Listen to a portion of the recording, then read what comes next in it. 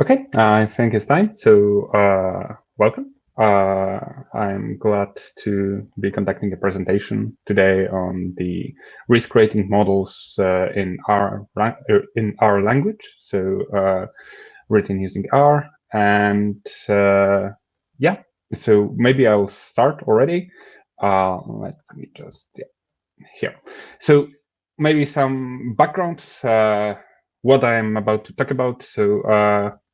First of all, my name is Michał Kuźma. I am a senior developer at Solars Consulting, where we do lots of projects, lots of different projects.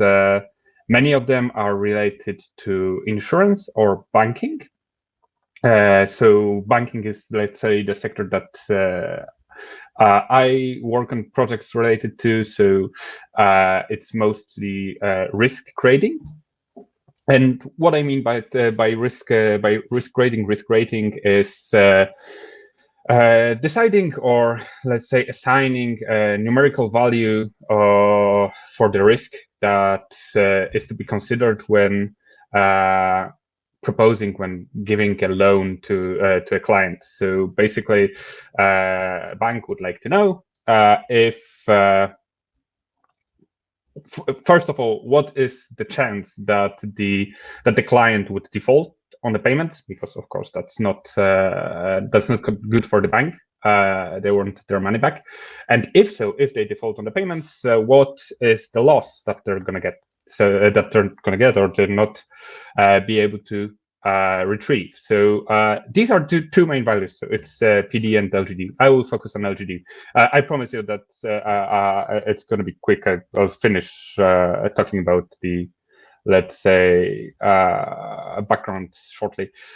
So basically, I want you to know what we will be achieving, what we want to achieve, and that's creating the model that would calculate the value of the LGD. So that's loss given default. So as I said, that's an estimated portion of the loan the bank would not be able to recover should the client default on payment. And we want it to be calculated automatically. So basically, the analyst working at the bank would input data on the client, on the loan, on guarantees that are linked to the loan, and the collaterals for it.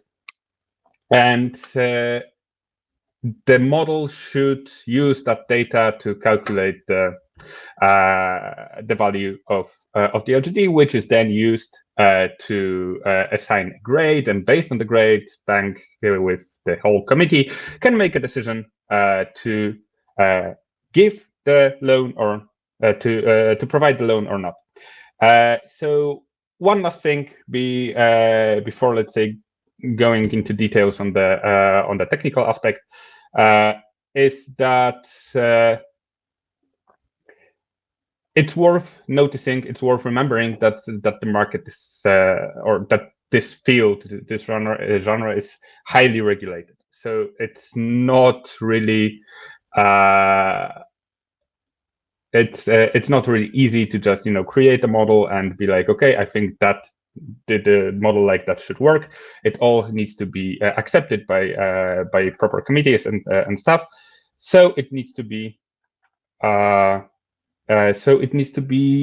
easy to read. It needs to be easy to understand. And it needs to follow the guidelines provided by the bank, the committees, etc. So keeping that in mind,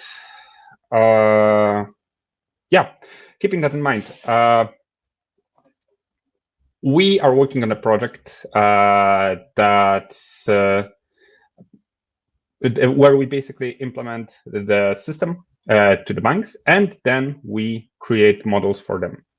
So the models are created as separate services from the application itself.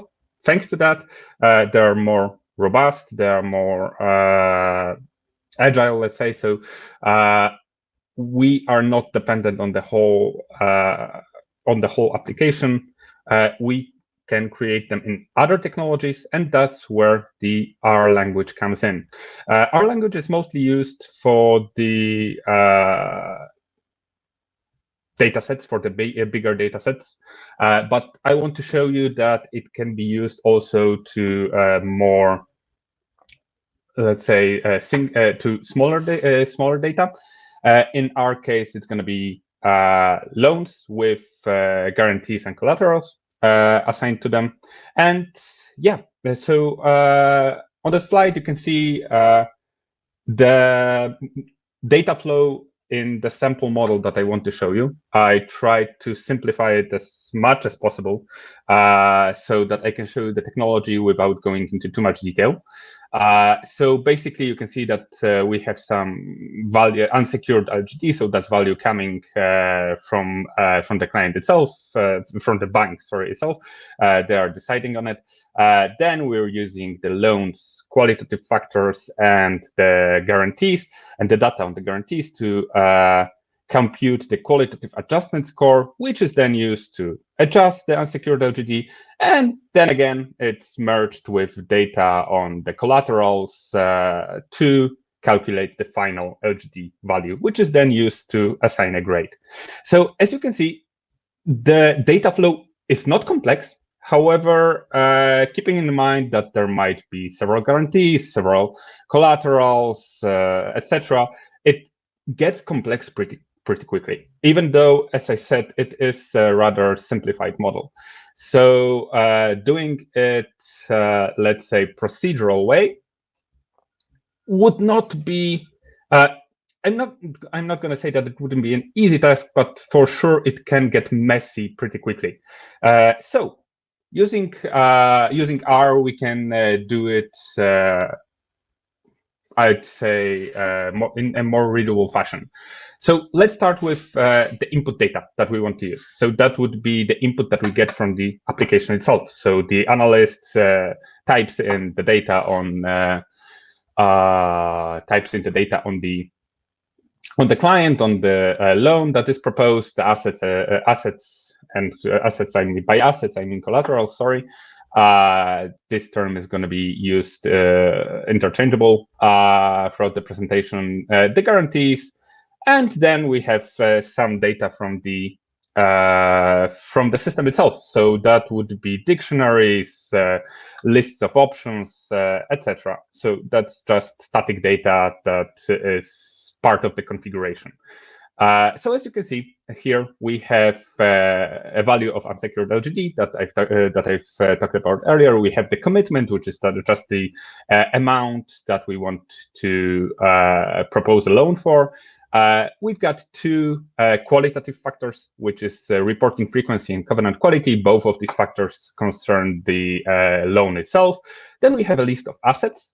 Each asset is defined by its ID, valuation date, which is that just the date when the asset was last checked, and and when the value of it was assessed. Then we have the value of itself, of course. We have the remaining economic life. Sorry, it's been cut a bit. And again, for qualitative factors for each asset. Similar for guarantee, we have ID allocation, meaning that how much of this guarantee can be allocated to that product, to that loan that we are currently analyzing. Then the amount of the guarantee, and again, 3 qualitative factors. As you can see, qualitative factors are qualitative inputs are just IDs. These IDs can then be mapped to the different options from the dictionaries that I've mentioned earlier. So we have them under options. Okay, but how can we do it? Because R on itself, in and on itself, can be used as a procedural language as well. But 2 libraries come to help, and these libraries are tidyr and dplyr. They are often used together, and they allow us to, first of all, reshape the dataset. So that's tidyr, and it enables us to, for example, gather, spread, so link different columns together, or spread them, or split them into several ones. It allows us to kind of transpose the data, so create columns from the rows, but I'll talk about it in a second. And then we have a dplyr, which allows us to manipulate the data by, for example, adding another columns, filtering rows, or doing more crazy stuff, let's say. So yeah, when it comes to these libraries, one of the most important thing is a pipe. A pipe is a simple percent arrow percent sign, and it allows us to do something similar to pipe in Bash for anyone who is familiar with it. So basically, pass the result of left side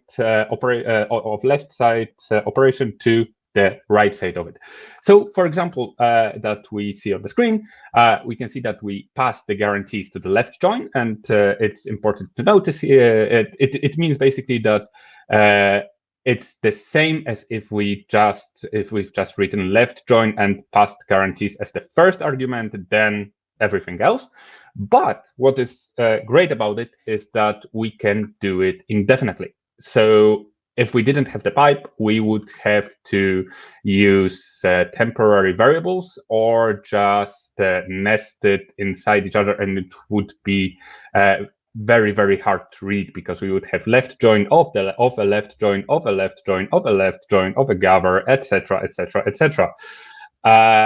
Thanks to the pipe, we can just create a stream basically of modifications to the dataset that can be easily read. So we can see that on this example, we can see that we have guarantees that we do a left join on, then another one and another one. Then we gather the data, we drop the empty values, we mutate it by adding another column, etc. I'll expand on it later when I show you the code of a sample model.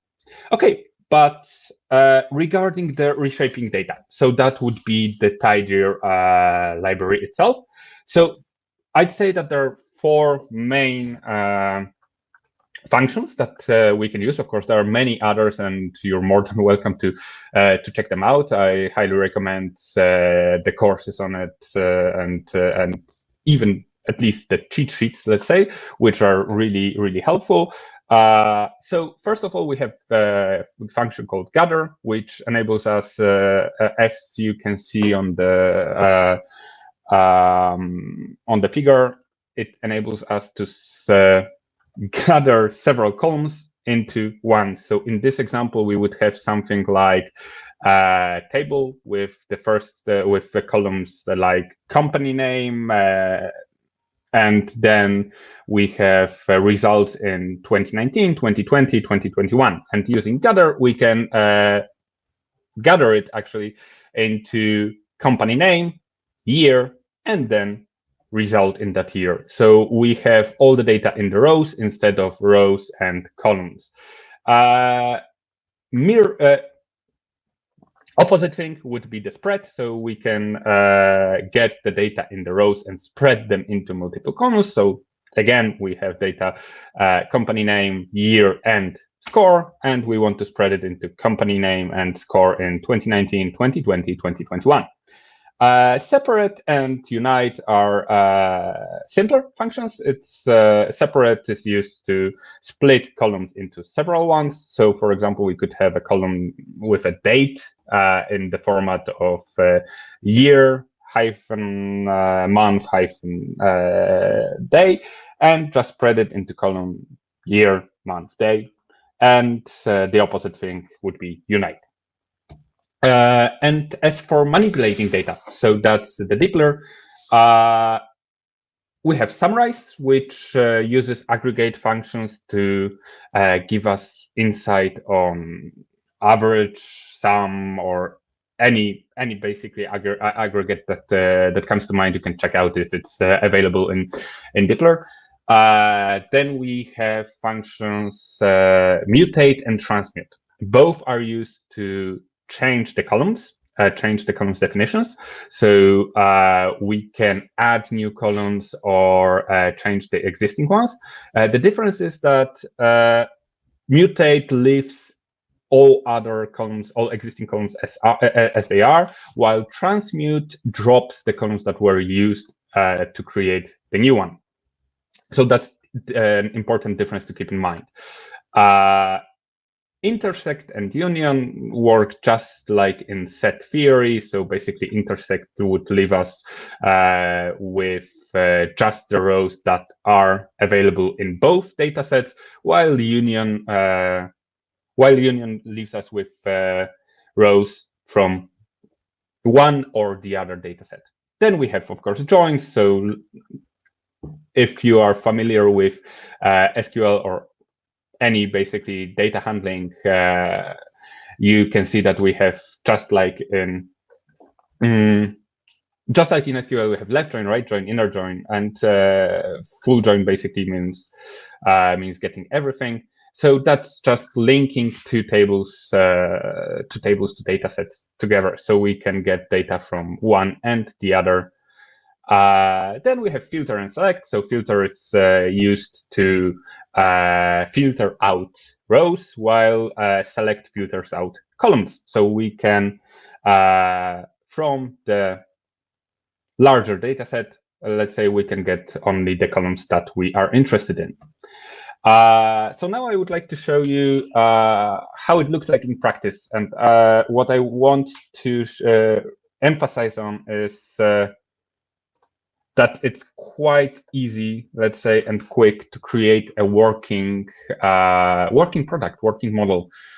So basically, what we have here is is a script that I wrote. It's a complete model, let's say, that was described on the presentation, and you can see that it has less than 250 lines, so that's not a whole lot. While initiating test data takes like 100, almost 100 of them. So we have, let's say, 150 lines, and I say that it's readable. And to prove it, I want to show you what we do here. So basically, I'll just go into presentation and let's go to the data flow. And okay, so starting from the right side, maybe we have the collaterals and loan amount that gives us the asset coverage, and we can see that we take the assets using function compute assets. We use the dplyr function mutate to add columns like days since evaluation. So you can see that we just take the evaluation date and take the days, then months since evaluation, still remaining economic time, etc., etc., etc. Using that, we get the depreciated value. Then we make a whole lot of left joins to extract the score of the qualitative factors. So as I've said before, the qualitative factors are just IDs in the data set, in the input data set, but what we want to have is the score, and we can do that by using the left join. Then we use the function gather to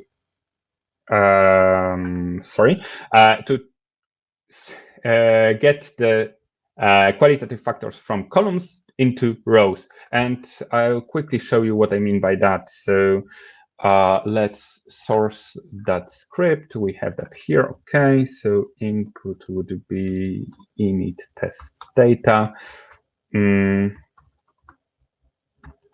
And let's get assets. Yeah, so we have something like that. So if we take the assets, oh, okay, let me just also initiate the other variables, the other parameters.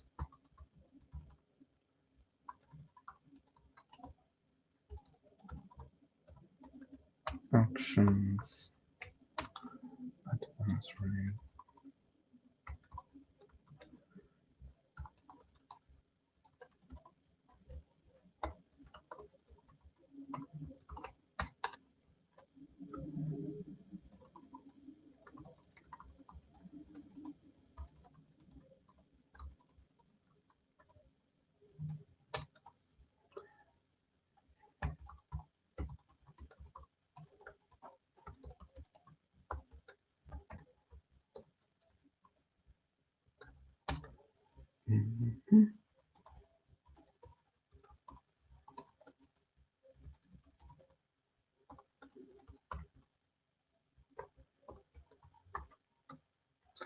Okay, so having that, oh, okay, maybe I'll get all the others as well. Qualitative factors.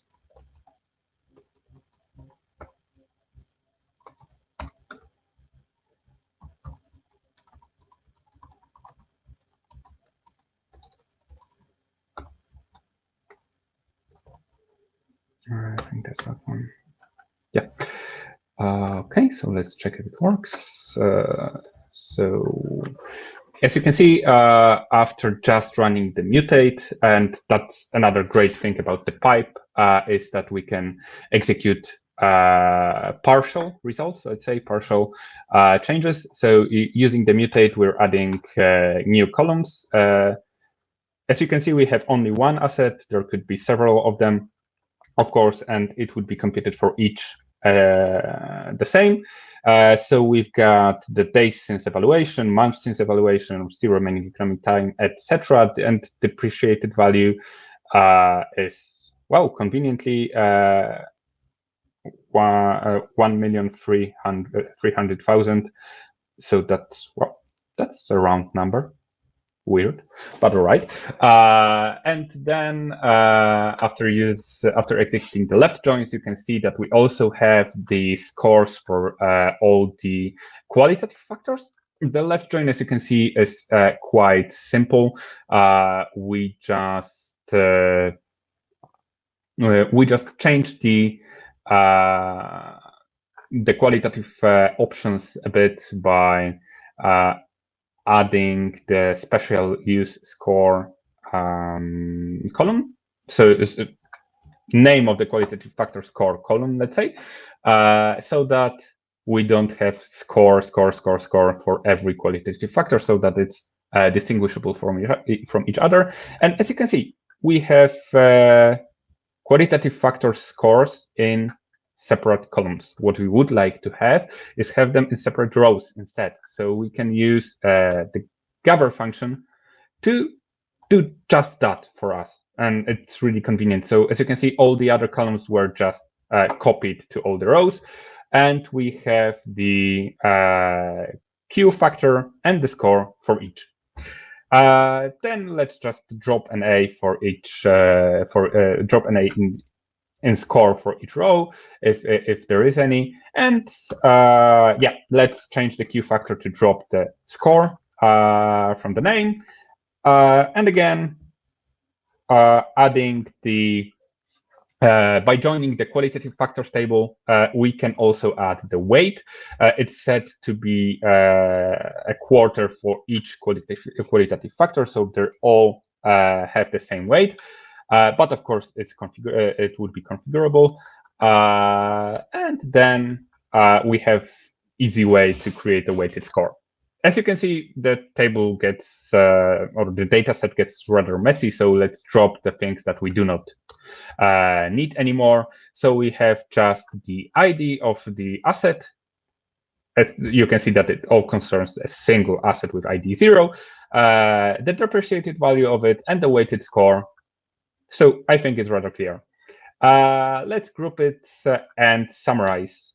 And voila, we just have the score, which is just the sum of the weighted scores.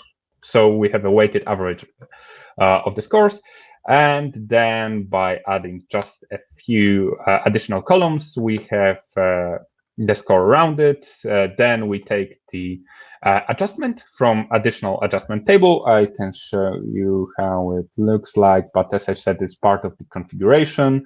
I think, yeah, that would be that one. Oh, okay.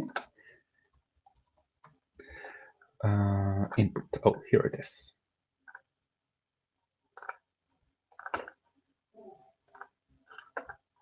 Yeah, so as you can see, we have minimal score, maximum score, and the adjustment.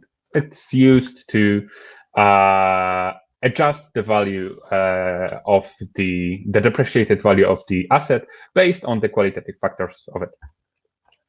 Okay, so as you can see, in just a few lines of code, we've gone through the whole data changes, the whole computation of value for the asset, or depreciated value for the asset, including the adjustment based on the qualitative factors.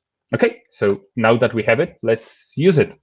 So as you can see, we going back to the data flow, we have the right side part. Now let's go with the left side part. So starting with the loans, loan qualitative factors and the guarantees. You can see we have the compute LGD, which would be our main function, let's say, and you can see that we have the unsecured adjusted LGD. So that would be basically that block over here. So let's dive into it. I'll fold it, and yeah, and here we have it. So we have the it's 50-50 of guarantees qualitative score and facility qualitative score. So again, guarantees qualitative score is quite similar to what we have in the for the assets. So again, we join in the qualitative factors. We gather the columns into rows. Then we drop an ace, mutate it, yada yada yada. We have basically very similar transformations, which I think that might fail if I do it like that, but I can. I could execute it from over here. Just a second. Here, yeah. So executing it, we can see that we have the guarantees quality of 100, which means that our guarantees are perfect and are really great and leave nothing to be worried about. However, if we just change it a bit, so we would say that the government entity type that issued the guarantee is a bit different, level of guarantee would be different as well, let's say, and let's leave the quality of guarantee as is. Then I certainly hope so that it would change how we look at the guarantee. It wouldn't. It's still okay. Just a second. I didn't update the input. Init test data. And again. And we see that the score changed to 90% instead of 100. So I'd say that it's what we imagined. It's what we wanted. One word of, let's say, additional intrusion would be that it's worth noticing that each model is developed based on the tight specification, let's say. It's not like, okay, we're decreasing the score because the qualitative factors get worse, so it's good. It needs to really, really fit into expectations, but I don't think that it's weird. It's weird for anybody. Okay, so we've got that. We also have the facility qualitative score, which is actually, just a second.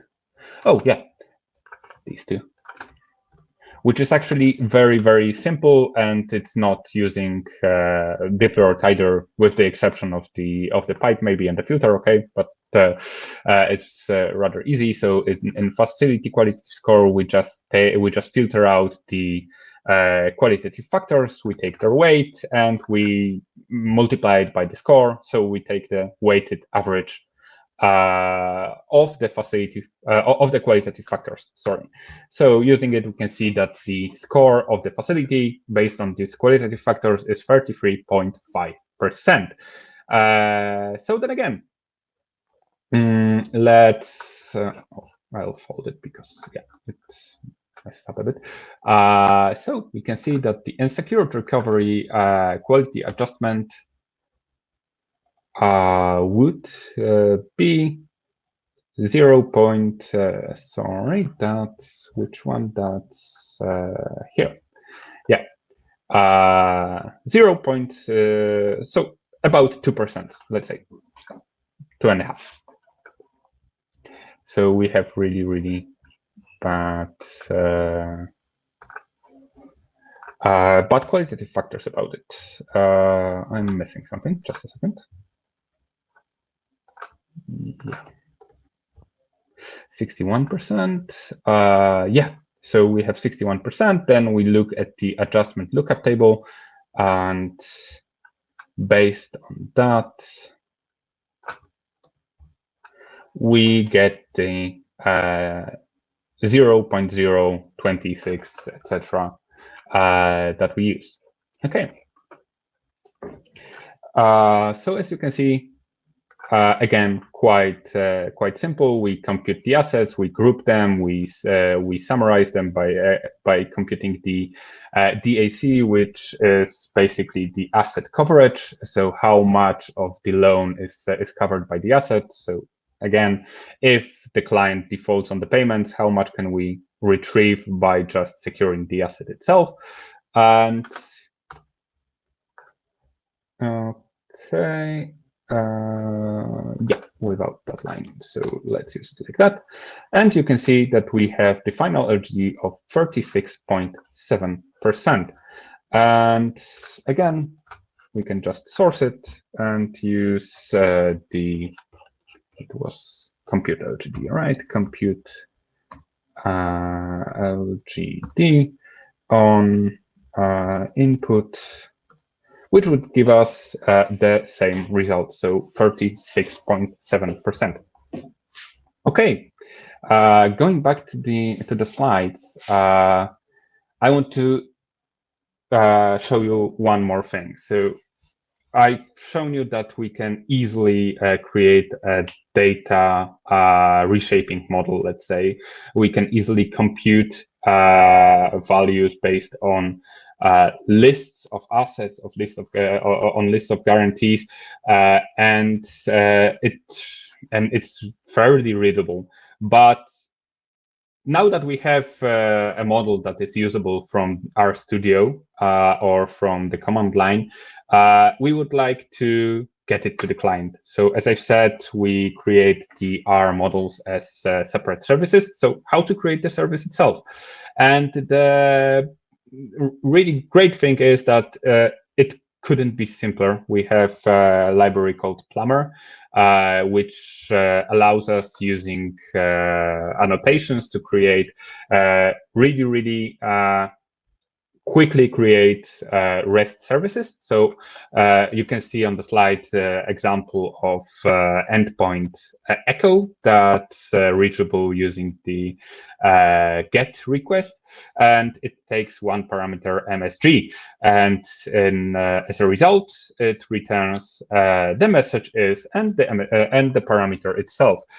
So if we go back to the project, you can see that I've created another script, testmodel.r, in which we have two endpoints. So that would be calculate and echo. And basically, that's it. That's all we need for creating the REST service. And in order to do that, we can use the function plumber plum. Just one minor change, because I would like to have it on the port 8020. So as you can see, we have plum, which takes a file, so the script as an argument, and then we execute the function run, the method run, giving it the parameter port number. Okay, so we have it. And as you can see, another great thing is that it automatically creates the Swagger UI for it. So we can easily test it. We can try out the echo endpoint by messaging. There is some message here. Once we execute it, we can see that we get the 200 response code for it with the response body. The message is there is some message here, so it works. Of course, in order to use the calculate endpoint, I need to retrieve the JSON for it, because it's rather hefty. Let me just quickly find it.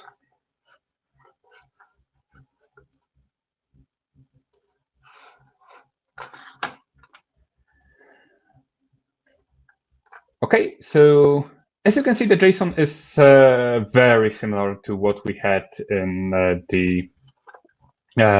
our studio. So it's the test data. So we've got the unsecured LGD commitment. It's basically the same.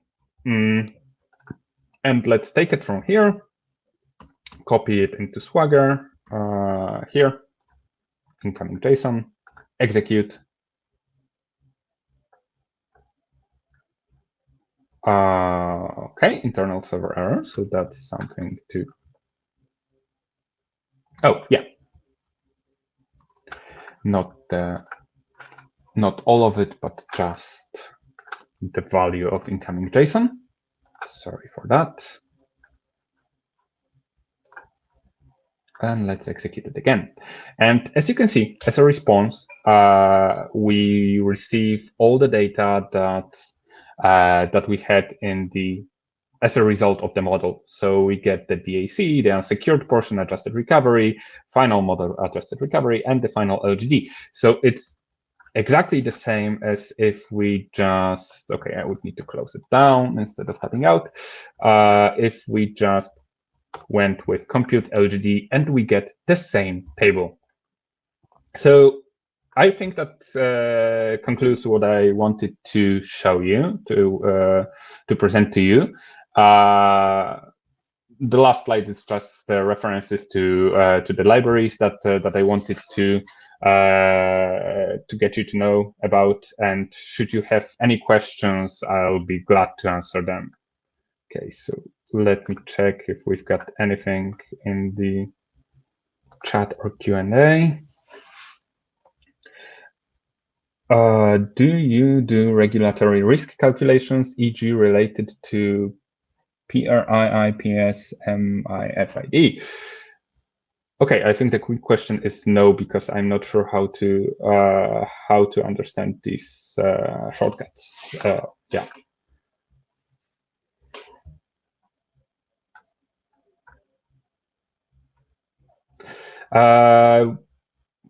The longer answer, sorry for that, would be that in the projects that we work on, we work with banks. I don't know. I would have to ask maybe some colleagues of mine. If you want to, I can contact you later on that. But in the projects with the clients that I've worked with, so with the banks I've worked with, I don't recall such terms, let's say. So not for me.